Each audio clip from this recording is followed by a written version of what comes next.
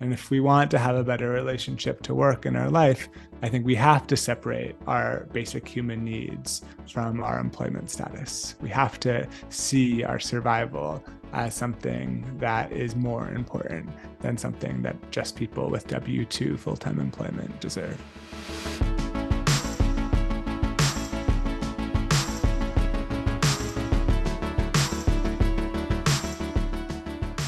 Hello and welcome to Cambridge Forum, coming to you live via Zoom. I'm Mary Stack, the Executive Director, and today we're beginning another mini-series concentrating on the changing nature of work, its function in our lives, and our relationship to it. We start by examining what work means to us. Does it define us in a healthy way, or are we addicted to it? For many Americans, jobs have become akin to a religion.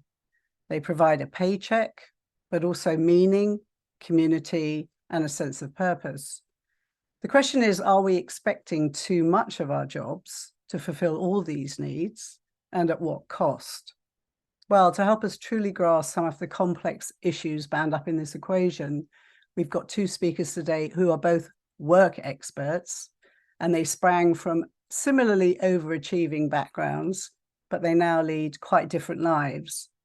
Simone Stolzoff used to be a design lead for IDEO, a global innovation company based in Palo Alto in California.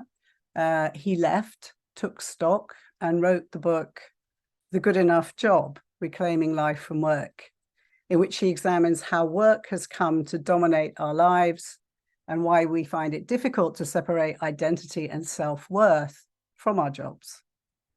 Jo Hunter is the CEO of 64 Million Artists, and she co-founded this in 2014. She says she spent the first 30 odd years of her life being, quote, a massive perfectionist, anxious and terrified of failing.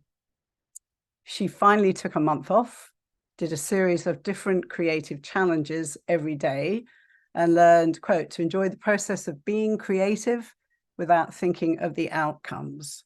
She said it changed her life.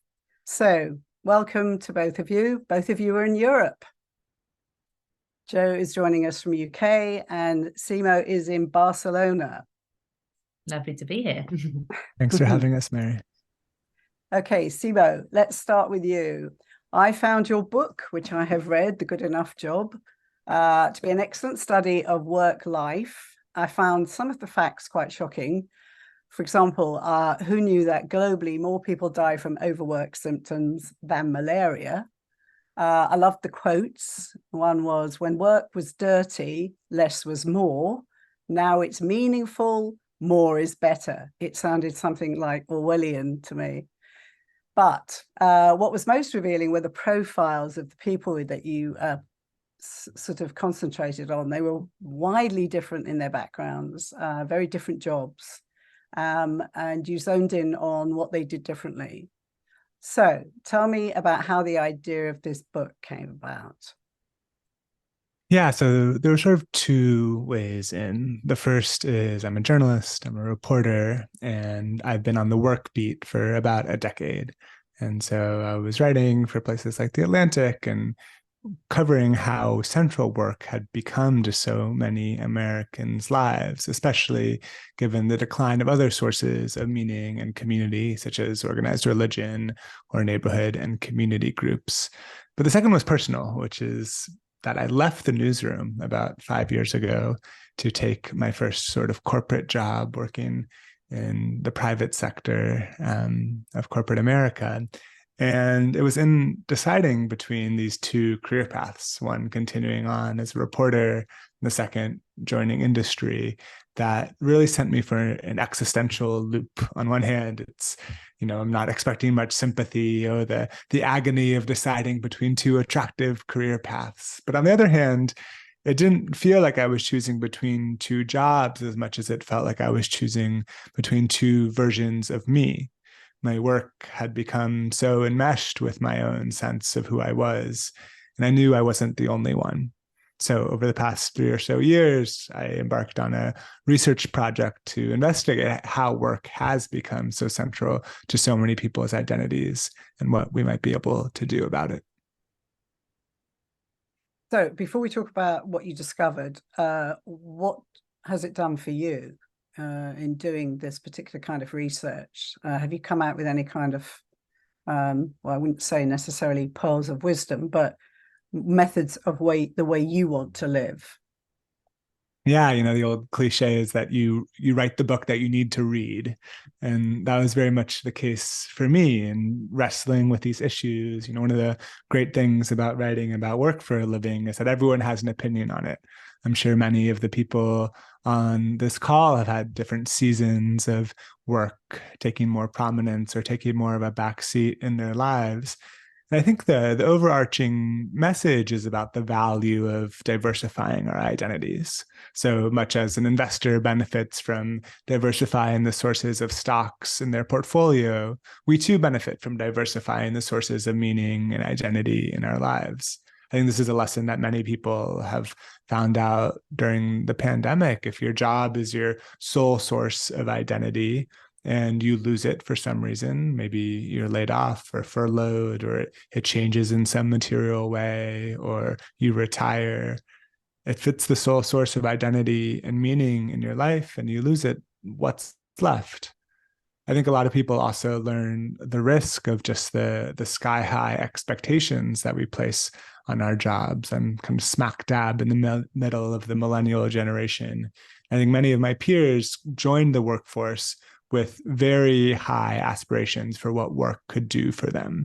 A source of not just a paycheck, but also perhaps self-actualization and community and purpose and meaning. And if you think about happiness as the difference between our expectations and our reality, it can leave a lot of room for disappointment. And the third risk, I think, is become particularly clear during the pandemic, which is if work is so central, if it becomes the sole source of identity and meaning in your life, it can neglect other parts of who we are. The psychoanalyst Esther Perel has this great quote where she says, "Too many people bring the best of themselves to work and then bring the leftovers home." And as Jo found out in her experiments, we are all so much more than just workers. We are neighbors and artists and friends and parents and citizens. And if we are just investing in one aspect of who we are, those other identities, those other sources of potential meaning in our lives can wither. One of the points that you made in the book, or one of the examples of stats, was I think people that valued their work, the importance of it over their spouse. That really surprised me.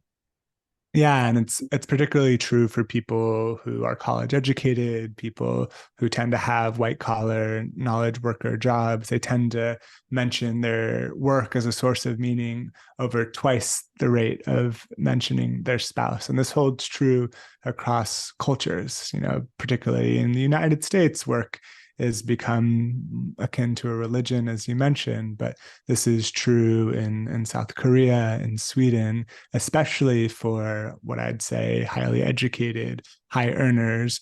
Work has become the most important source of meaning in people's lives. And we can talk about how that sort of cuts both ways. So the journalist Derek Thompson, who writes for The Atlantic, has done quite a lot of work on addressing the world of work in the 21st century. And I think he coined that term workism, which is rooted in the belief that many Americans share that work can provide everything we historically expected from organized religion, as you've just said.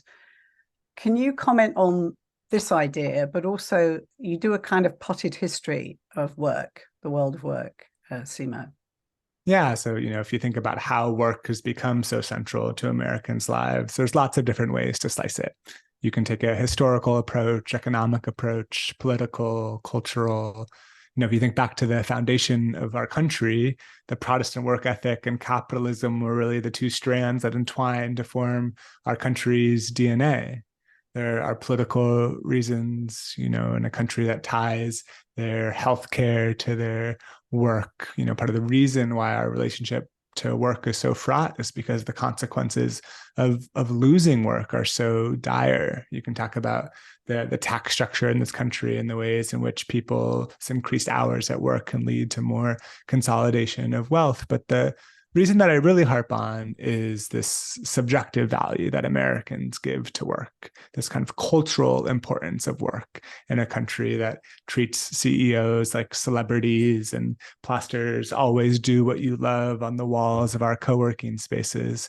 And this has been particularly true in the last 40 or 50 years. You see a precipitous decline in organized religion and neighborhood and community groups, these institutions that once provided meaning and belonging and community in people's lives have deteriorated. And yet those human needs remain. And many people have turned to the place where they spend the majority of their time, which is the office. And there's a very kind of unhealthy cycle that occurs then. You talk about that in the book, where you work more because you think you're getting more value and meaning and identity. And so that diminishes the possibilities for other things.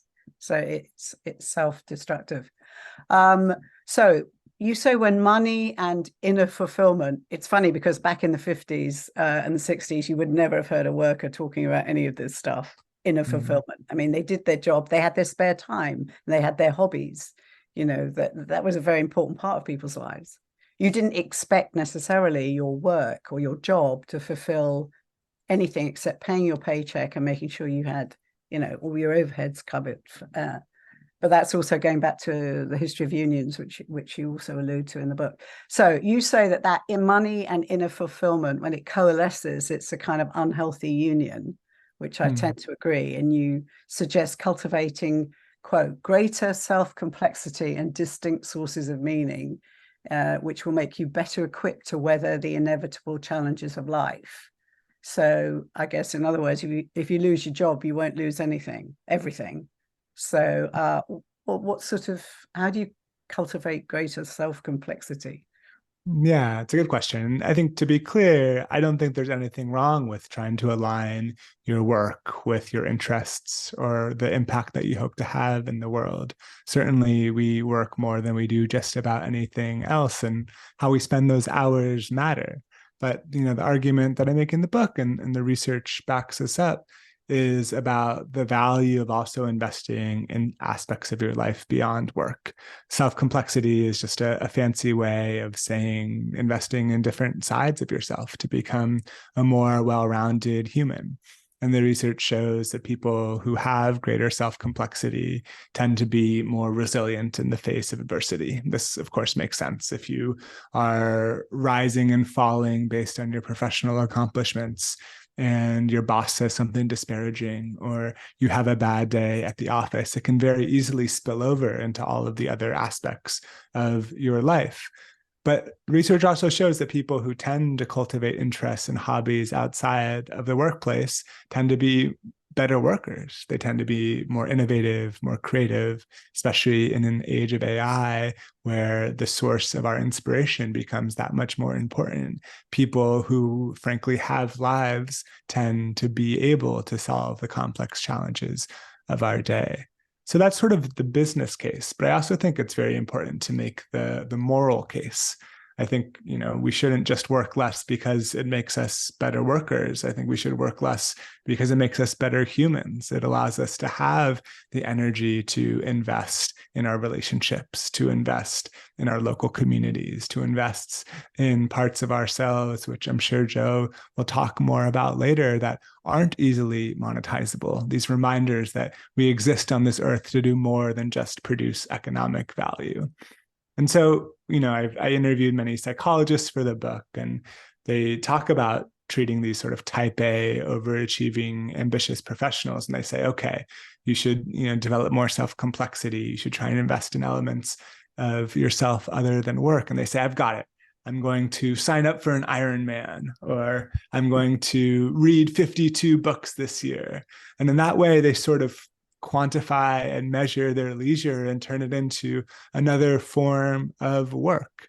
And so one antidote in my mind is to invest in activities or sources of meaning that aren't anchored on any sort of achievement or necessarily betterment, especially not monetizable things. I think play can be a great antidote to our work-centric society and could take many forms. If you like to dance, it can be dancing. If you play an instrument, it can be jamming. It can be sitting on the porch and having a long conversation. It can be crafting. These activities that you do for the inherent joy of being able to do them rather than any supposed output or way of contributing to the world economically.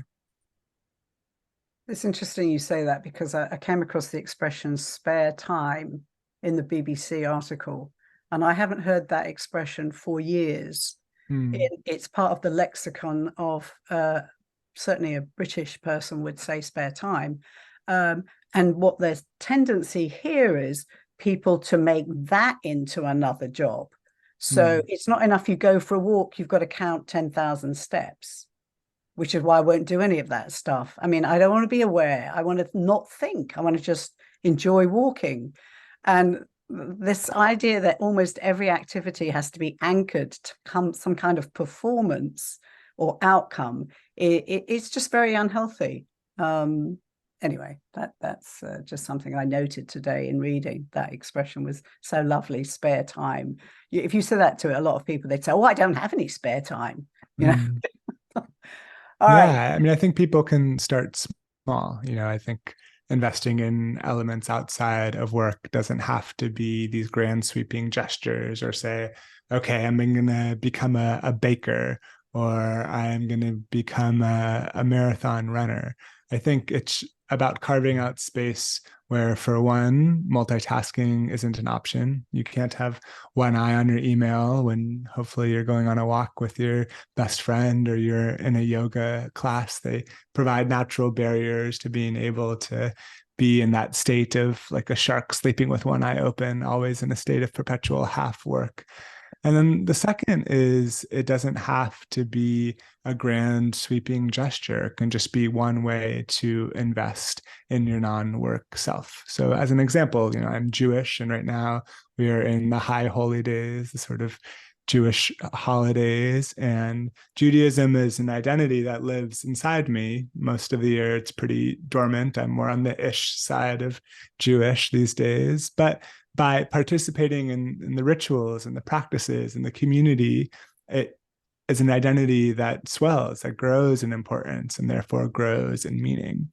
So in that way, our identities are sort of like plants. They need both time and energy in order to grow. And I think part of the problem of a culture and a society that is so centered around work is that too often people, whether by choice or by force, are giving all of their best time and energy just to one aspect of who they are. Well, Joe's got a lot to report on this. I think one thing that's kind of interesting as we segue to you is in the book you say that in 1975, Americans and Germans worked the same number of hours on average. By 2021, Americans worked 30% more. So what happened here, I'm wondering, partly it must have been the decline of kind of labor unions, which allowed some of this to happen. Part of it is, I imagine, technology, which enables it. And then there were the social changes that you alluded to, the end of the bowling leagues and the church groups and the clubs. So going over now in sight of that, because both of you are in Europe as we speak, Joe, you yourself were a kind of bit of an alcoholic, a workaholic, not too long ago. So what kind of precipitated your shift away from what you were doing and how you were doing it? Well, I think it's so interesting, so great to hear Simone talk about his work, because I think, I've been someone that's for most of my work life, I've been in kind of arts and culture. And I think there's a real kind of, there's an expectation in arts and culture that you should love your job and that your job should be your life and that you're lucky and that you're kind of privileged to be in this position. And that's kind of, how I sometimes felt and was sometimes made to feel as I kind of came up through my career. And then sort of found myself 10 years ago, you know, in what I had always assumed would be my dream job, and actually realizing, you know, I think, I don't know if this is the same in the States, but in the UK, the arts is kind of one of the least creative professions. If you're not an artist, if you're, you know, anything other than on the stage or making the paintings or doing anything, actually it's a really kind of ancient system, and you know, there's very little opportunity for kind of innovation or doing things differently. It's and I suddenly felt kind of incredibly stuck. I was also having, you know, difficult, a big breakup, doing all sorts of different things in my personal life, and suddenly was like, this, I've got this wrong. I feel, you know, I was having panic attacks. I felt really anxious. And so I took a month off work and I asked people to set me different creative challenges to do each day, really with just a sense of just like, I need to be doing something different. And I've sort of got to a point where I'm just completely stuck and I don't know how to get out of this. And because I had been so obsessed with, it has to be right, it has to be good, it has to be, I have to be good, I have to be right. It was just so refreshing, and it kind of opened my eyes up to a completely different way of being, because I was just failing every day, or like trying something new that I didn't think I would only ever try things that I thought I'd be really good at. You know, why would I try something I thought we were bad at? And it, you know, meeting new people, you know, the arts, as a result of expecting you to be there all the time and have this, you know, have this devotion, is pretty elitist, very white, very middle class, very particular kind of education, you know. And here I was out in the world doing all these sorts of different things, meeting lots of different people, and I was like, oh, I've seemed to have completely missed the point of what creativity is about. This is what it's about. And so I quit my job 2 weeks into that, and started 64 Million Artists, which was 53 million originally, population of England. Then it was 64, the population of the UK, and now it's not even the population of the UK anymore, but we can't keep changing the name. So I imagine you shocked a lot of people that you worked for when you left that job.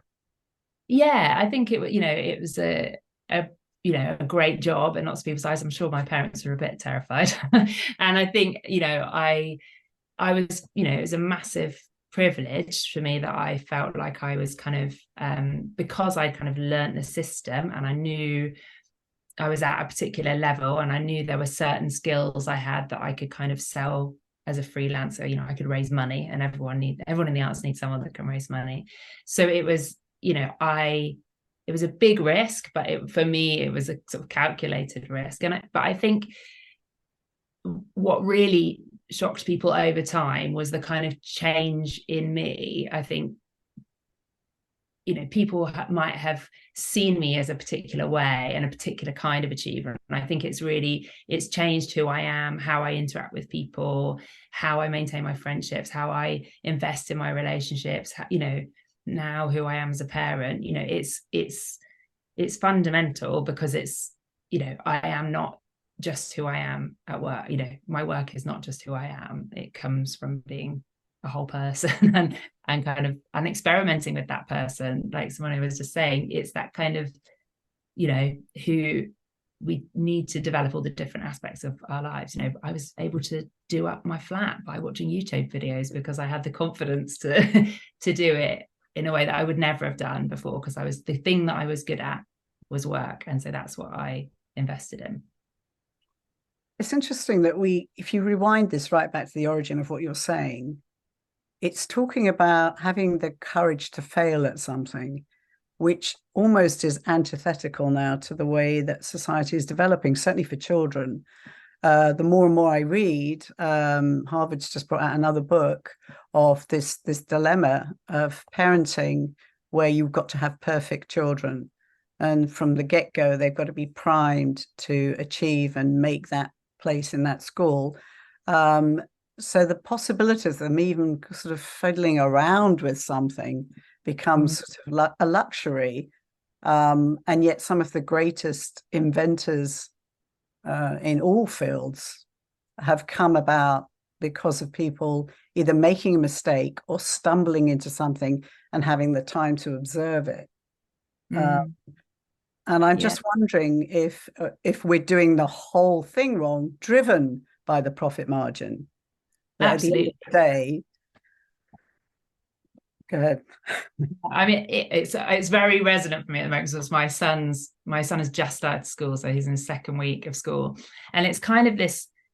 It's such an interesting thing to kind of go through and to watch him do it, and to kind of experience this, even within that first couple of weeks, that kind of immediate kind of molding and shaping and uniforming, and that just happens so instinctively in a school, and for me to be like, oh, I obviously want him to be able to like exist in society, and yet I don't want to. I'm sort of realizing what that school system. He's 4, and there was this little moment where he was struggling to go in and he wasn't quite ready, and the teacher said to him, "Come on, you're 4 now.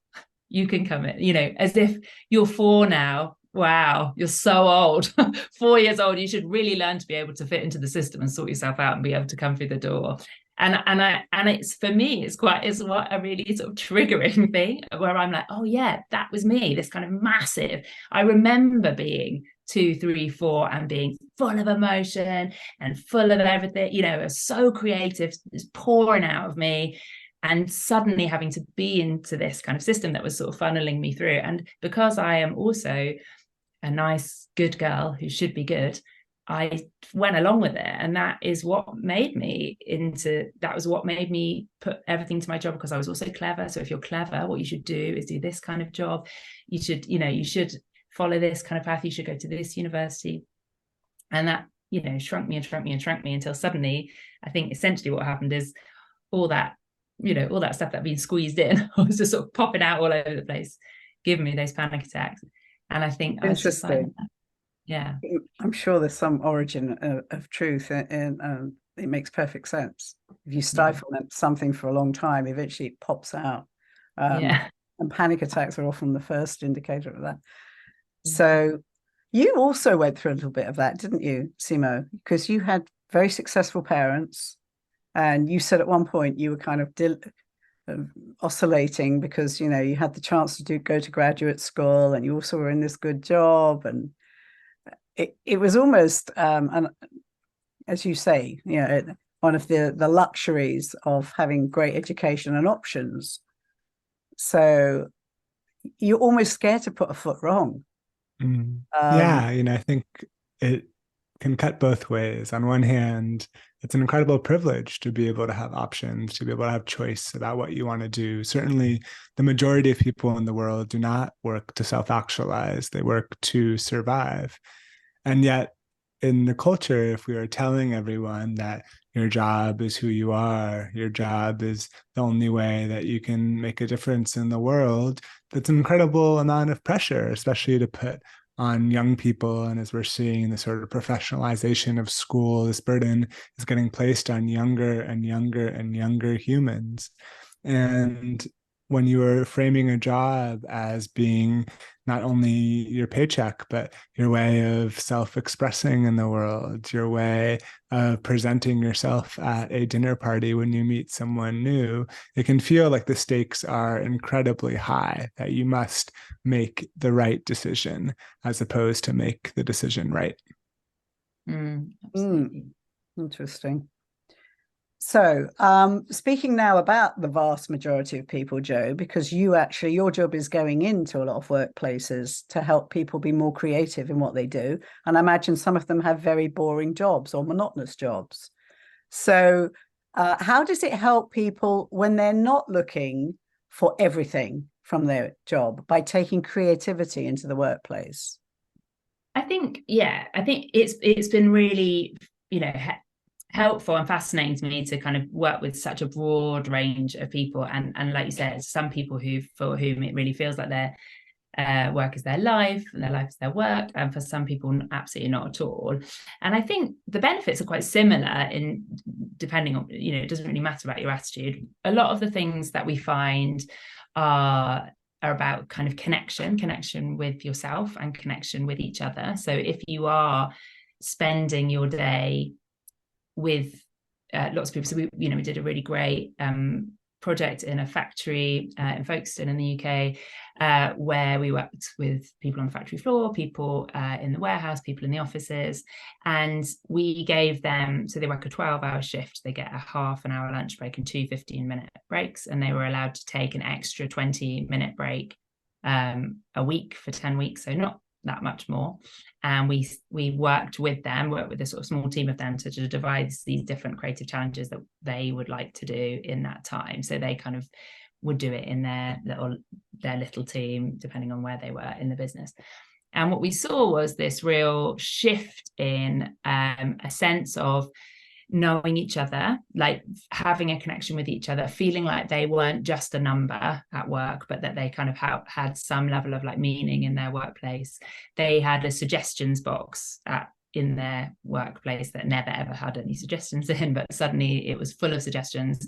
And because they put up, the stuff that they've been doing, they've been like putting up in the canteen, and then they were like, oh yeah, we could make this canteen really nice and we could do this, and they were sharing meals together. So that sense of your work doesn't have to be your be all and end all. It doesn't have to be your purpose, but you spend a lot of time there. So it's nice to feel like you're connected to it. It's certainly nice to feel like you can kind of show up as yourself and not feel like you're having to kind of put on a pretense, or you're not having to behave differently. One of the managers was saying they did this thing where they had all these 20 questions, they guessed stuff about each other, and he was like, oh, I realized how little I knew about these people that I spend days, every day with, and I have spent every day with for years. So that idea that it's kind of bringing connection to life. Also, I think we see it as a result of that, but also as a result of having a new challenge, like whether in your work or having more time to do outside of your work, people kind of feeling a sense of motivation or feeling uplifted, having a greater well-being because they're having a moment of thinking, oh, I didn't think I could do that thing, or I haven't done that thing for 20 years and I can do this. So actually, if I could do that, maybe I could do this, that this kind of sense of sort of drive or intellectual stimulation. And possibility. So it's a lovely thing that it feels both kind of internal and as a sort of connection with the people around you. They're the kind of main things that we see. So we've missed a very important point about you, Jo, which is that you wrote this very good opinion piece for The Guardian, where you talked about why you had a 4-day work week for your company and why everybody took the entire month of August off. So your entire workforce have just come back from having a month off. And you said that you felt that in a climate where people are suffering from increased mental illness, absenteeism, and all sorts of other maladies, sick days, that this really wasn't a big deal, that it made really solid sense and it's worked for your company. So tell me a bit about, that was an experiment you did. Was it last year for the first time? Yeah, so we did it last year. We were certainly noticing that, everyone we were working with, whether that was people in offices, people in schools, people in social care and health, everyone felt really burnt out, and we were having to hold space for them. And we all felt like, we'd just come through the pandemic and sort of wobbling out the other side. And everyone was exhausted. And it was actually, we read an article by Brené Brown, who said that she was actually herself taking 3 months off, but giving all of her staff an extra 4 weeks off over the summer, and essentially kind of shutting down what they were doing as a kind of recognition of, we've all just been through this massive global event and no one seems to have done anything differently or noticed. Or, things changed massively and now we're all trying to just get back to normal. And as soon as I read that, it was like, that's a really good idea. Let's do that. And that was in May. It was sort of a rush to get it done. But when people came back after, it's so clear that they'd had this really important time to decompress, to be themselves, to not have to wear a work hat, and people did very different things. I was actually having a really tough time. There's loads of stuff going on at home that was really stressful. And it's not like I laid by a pool and relaxed, but what I didn't have to do was be another person. I just could be mum and me, like wife. That were the main things that I had to do in that time.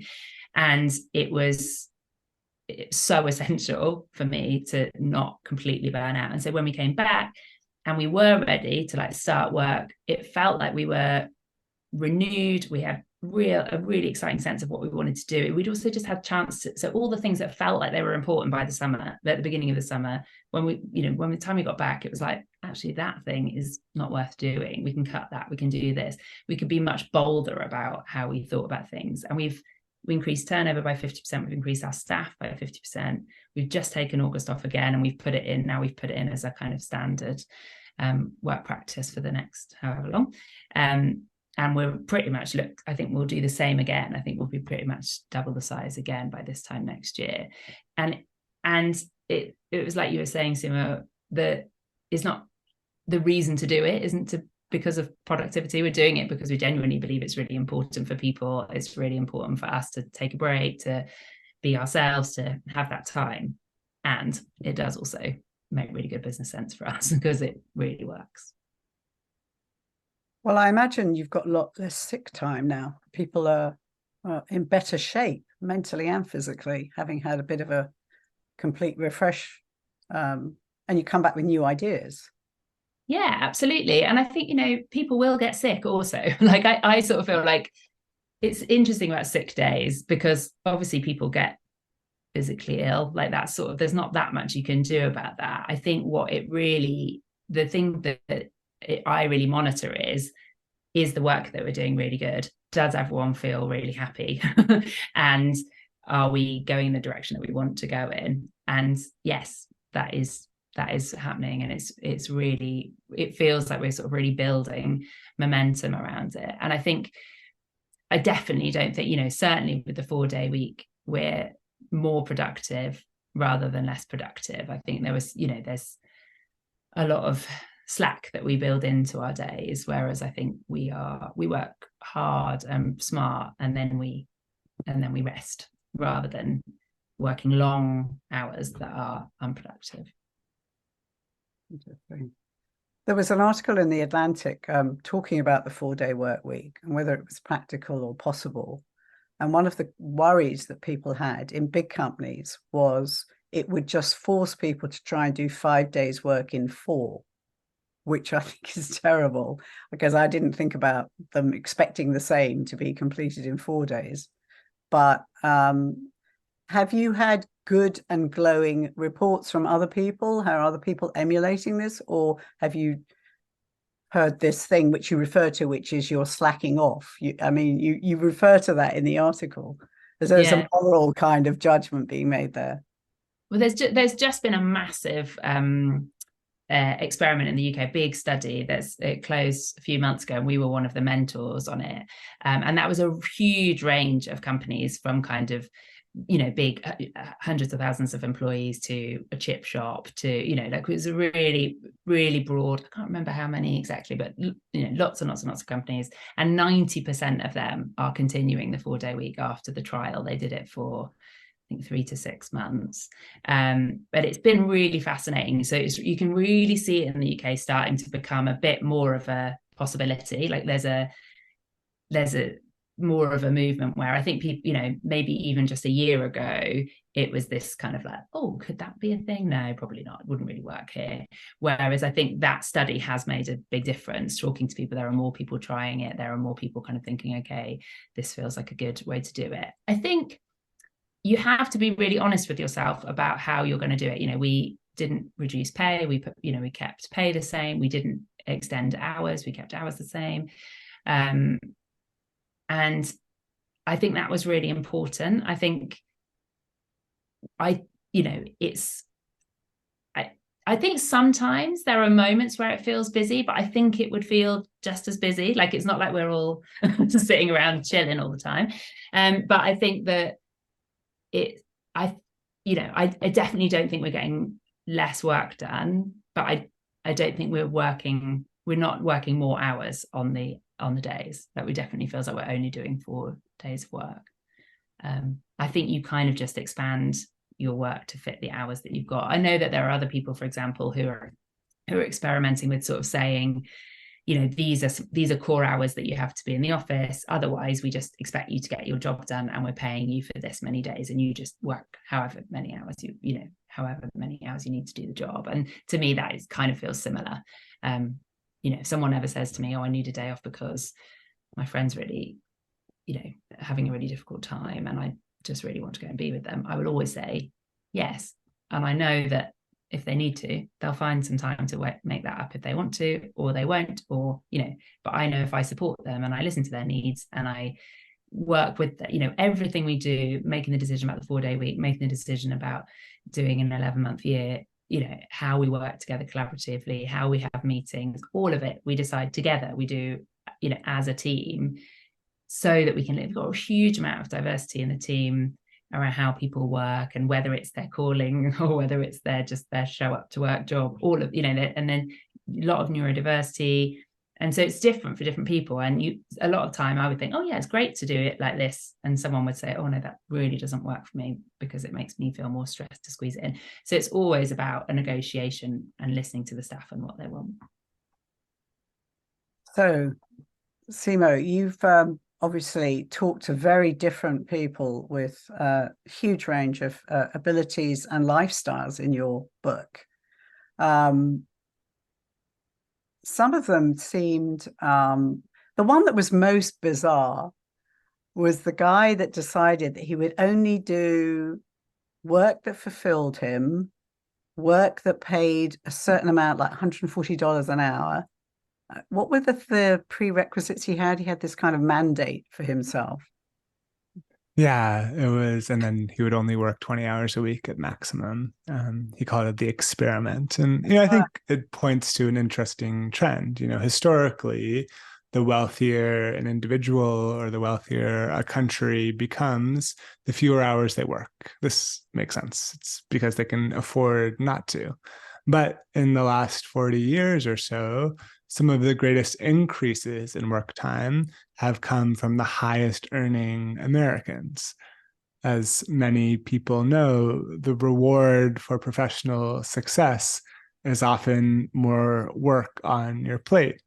And so this guy, Josh, who I profile in one chapter in the book, was an advertising executive, a creative director that had sort of worked his way up the corporate ladder. And then he got to a certain point, and instead of trading his expertise for more money, which is customary, he decided to trade his expertise for more time, and says, okay, I have these skills, I can leverage them in an effective way, but I also have a conception of what money I need to live. And therefore, I'm going to cap my hours, as opposed to just thinking that the only way to progress is going to go up and to the right.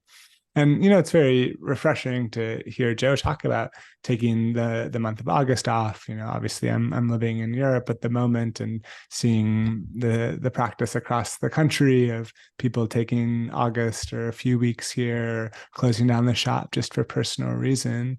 It is a stake in the ground about the importance that we put on our lives outside of the office. Certainly there are elements of the business case that we see both in Joe's company and across many of these 4-day workweek experiments around the world. The productivity often stays the same, if not increases in the time. But I think what I am even more interested in is how people are choosing to spend that time that they now have, whether it's being a more present parent or investing in a local cause that you care about, or attending your community garden and fostering something in the local community.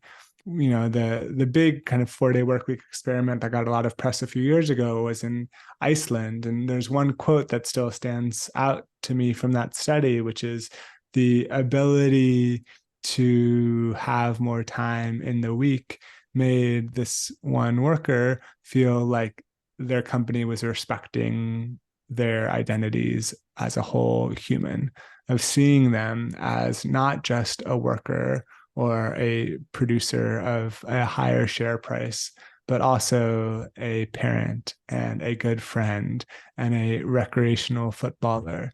And I think that is really the real benefit. Certainly, we know on an individual level that if you are burned out, if you are on hour 11 of a 12-hour day, or if you've worked 7 weeks in a row without taking a break, you're not going to be producing your best work. You're not going to be firing at all cylinders. I think, executives will see what Jo saw in her company, that you will be able to attract better employees if you have more balance in your life. You'll be able to produce higher quality work. Your employees will churn at lower rates.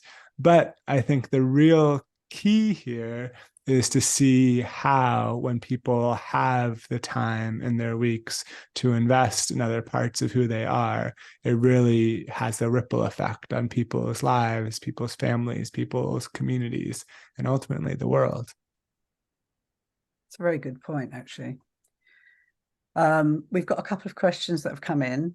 Miguel said, it is not only in what you work, but also in what city you may decide to work. In this sense, is Barcelona the good enough city to work?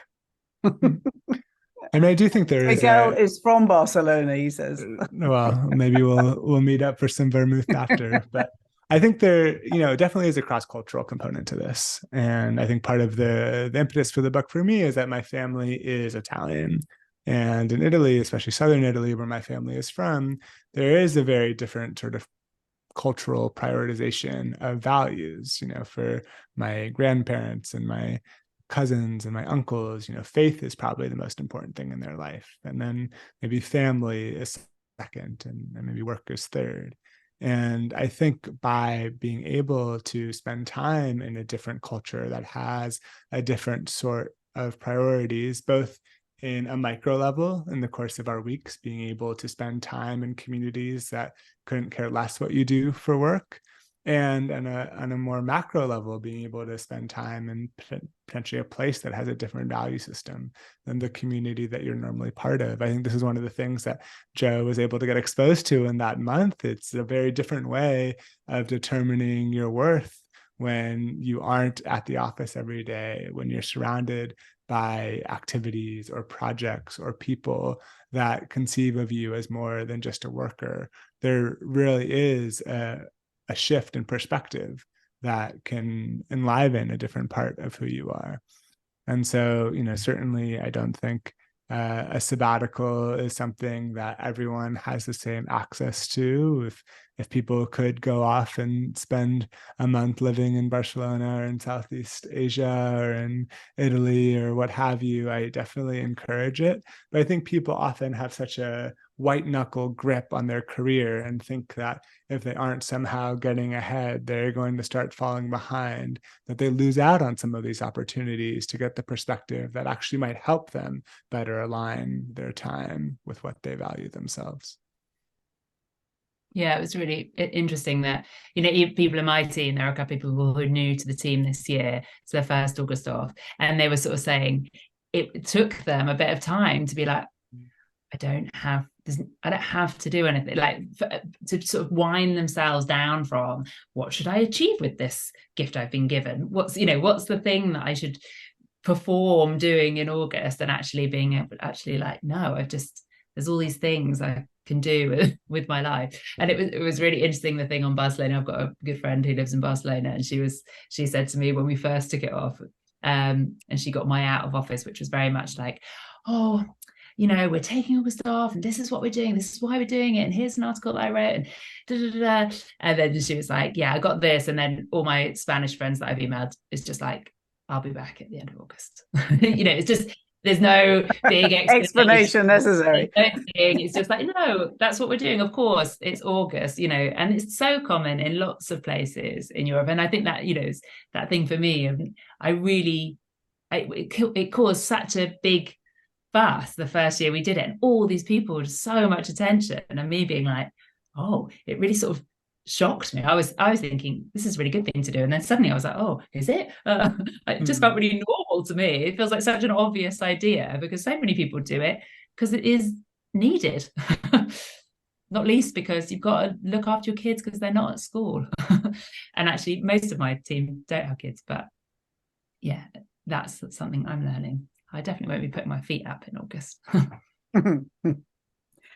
Somebody else has asked here, I'm wondering how workism may be reflected by different racial groups in America. I don't know if that's It's a something great, yeah, it's a great question. I didn't look too much at race as a particular weight across the data. I think income bracket is a much more relevant determinant when it comes to some of these questions about work time. Certainly, work is problematic at different ends of the income spectrum for different reasons. The majority of low earners work so much because they have to, not because they choose to. And with stagnant wages, people are working more hours just to afford the same loaf of bread. And so I'm glad you asked the question. I think there are different ways to frame the question of why is our relationship to work so fraught in America. And certainly for many people, they would say, I would love to have the problem of choosing to work so much. But I'm reminded of one cook that I interviewed in the book who said, people who love what they do, those people are blessed. I just work to get by. And it is a question that, on places like Cambridge Forum, we can afford to sit around and pontificate how many hours we should or want to be working. And yet the majority of people, it's not a choice. They're having to work long hours because that's what they have to do in order to put food on the table. Yeah. You've raised a very important point there, because it's not just the meaning of life discussion we're having here. It's the fact that workers, like the people that work for the Amazon warehouses, which has a very high incidence of accident ratio because of the hours people put in, people that do deliveries, the very intense long hours that people have to work. Part of this is the erosion of workers' rights and the lack of organized union representation in this country, which makes this even more of a significant discussion. It's not just the luxury of, should I do this? Should I do that? Is there meaning? Is this healthy for me to overwork this much? I mean, the fact that we talked about the statistic with Germany, how is it that we've gone so off kilter and we're now working 30% more than the average German? This is not something casual. This is something very dangerous, because you've got people with health concerns as a result. You've got people with mental conditions as a result of this kind of stress. So I think this is an important discussion beside the esoteric implications of, is it right? Is it wrong? Is it what I want in my life? Are we expecting too much of people? Yeah, something I've been thinking about recently is with the United Auto Workers Union strike right now. These are the same people who were able to fight for a lot of our modern standards for the modern work day and the modern work week, the 8-hour day, the 5-day week. These were things that were hard fought wins from organized labor.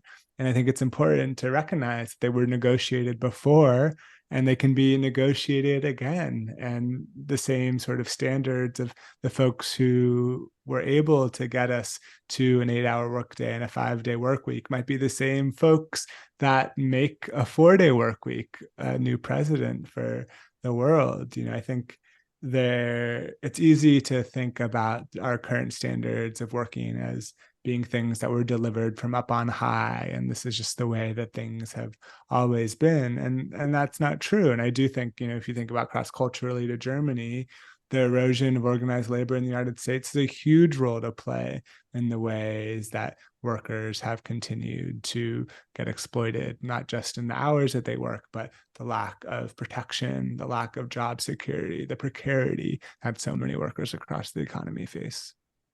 Yeah, and I think, we faced a lot of, people saying to us, oh, but, not everyone can do what you're doing. And and I think, well, yeah, no, they can't at the moment.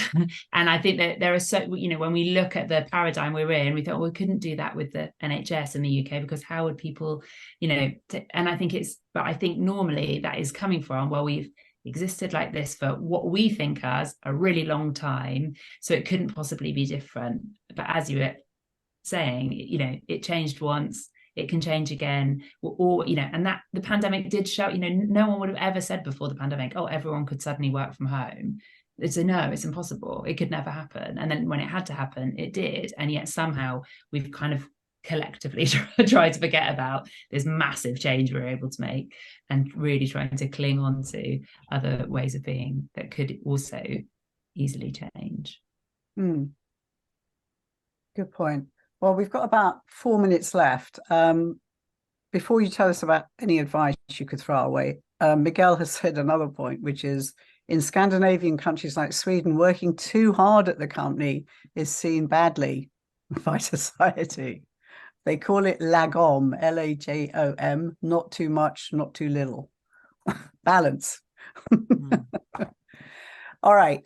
So do you have any words of wisdom for us before we recommend that you consider buying the book maybe, and just looking at other people doing things differently? Yeah, I mean, I think one part of this discussion that we just started to get into that's important to consider is that I think when we think about work-life balance, often people put the onus on the individual. We say things like, you know, practice self-care, or, you know, set a boundary. But in actuality, I think the institutions, both the employers and the government, are actually in the position to enact some of the structural protections that will make work better for workers. And so that's why I'm so encouraged by leaders like Joe that are able to model the type of cultures that they hope to create. You know, your company can bring in a motivational work-life balance speaker, or have policies that talk about how much they respect people's lives outside of the office. But if the boss is sending emails at 10 p.m., that's going to trickle down to the rest of the company. And so I really am inspired by leaders who are able to practice what they preach. And then I think the governments in our lives are able to enact some of the structural protections that really protect workers from going off the rails. I think it's important to consider the difference between boundaries, the sort of dotted lines in the middle of the street, versus guardrails, the types of things that keep people from driving off the road. And if we want to have a better relationship to work in our life, I think we have to separate our basic human needs from our employment status. We have to see our survival as something that is more important than something that just people with W-2 full-time employment deserve. Absolutely. Yeah, I totally agree with that. And I think, you know, for me, it is that, you know, we talk about mental health and burnout as if they're individual problems. And what really irks me is when, you know, employers are putting in things like mindfulness sessions, or, you know, maybe even therapy, or really what feel like really good interventions for their staff, but actually not addressing the fact that the reason that their staff are feeling like that is because of some really basic provisions in the workplace. And I think it is about, you know, that move away from making it the individual's problem is huge for, like you said, both for government and for companies individually, and for people to understand that, for individuals to understand that, because I think we all feel under an immense amount of pressure when we think, oh, everything, all my mental health is my responsibility. And of course we have to take responsibility for ourselves and our mental well-being, but also acknowledge the incredible amount of, you know, stuff that's happening in the world, not just through our work, but around us, and the stress that is, you know, is ever present from living in the world that we live in right now. So on that note, also take some time out to do a bit of creativity is my number one words of wisdom. You can join the January challenge for free at 64millionartists.com. Is that a real thing? The January challenge? Yeah, oh, okay. 50,000 people take part each year. We have people from all over the world. So we've just signed up some really amazing people to set challenges this year. And from communities to kind of big artists who they set a little creative challenge for you to do. It's free to do, 5 minutes each day. gives you a little lift, but also you share with the community online and kind of get to know all sorts of people through making. So we just need to do that email address for that website address again for people. 64millionartist.com is the website. Okay, we've just had some lovely glowing compliments from people saying how insightful and helpful this was. Oh, great. And about structuring your life and your schedule, and can't wait to read the book. So on that note, I'm going to say thanks to Simone Stolzoff, Joe Hunter, two great speakers today, giving us insight and good humor and a bit of good advice there. And thanks to everyone who joined us online. We are going to continue this discussion, by the way, this work idea and the function and its role in our lives, including the union. I'm going to do a whole program about union, history of unions. Cambridge Forum has been made possible through the generosity of Herbert and Dorothy Vetter, the Lowell Institute, Mass Cultural Council, and you. So if you haven't given to us in a while, feel free. You can donate via the website, www.cambridgeforum.org. And we've had a donor offer us $2,500 matching before the end of the month because she liked our environmental program so much. So if anybody wants to match that, jump ahead and feel free again to send me an email. So a big thank you to everyone for joining us. Thank you both for staying up so late in Europe. Really appreciate it. It was a really good discussion, and I hope to see everybody soon. Thank you.